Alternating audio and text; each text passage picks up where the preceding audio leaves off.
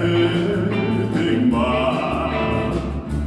Bak isen toyaşmalı, emin yattı durmuşunda. Göz kulağım onlu bulur, nigemine gazaplıysa sinatarım nigiler. Bilesin iş parmağıyla suyup duymadan yürek.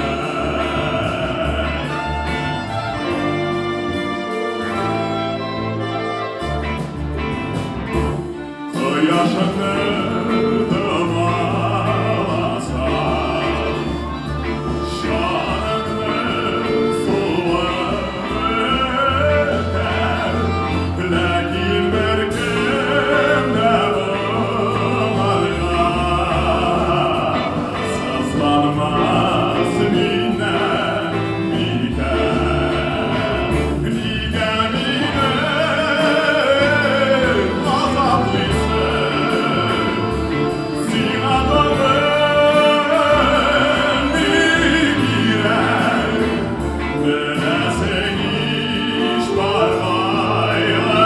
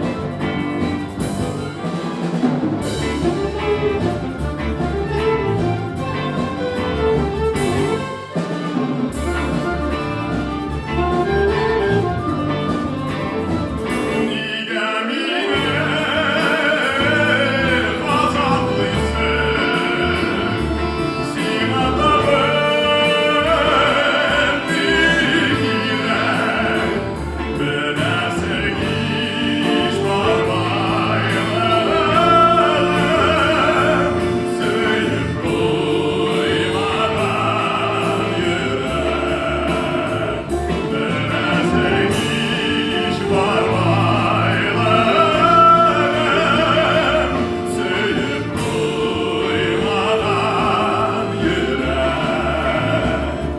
Suyup duymadan yürek.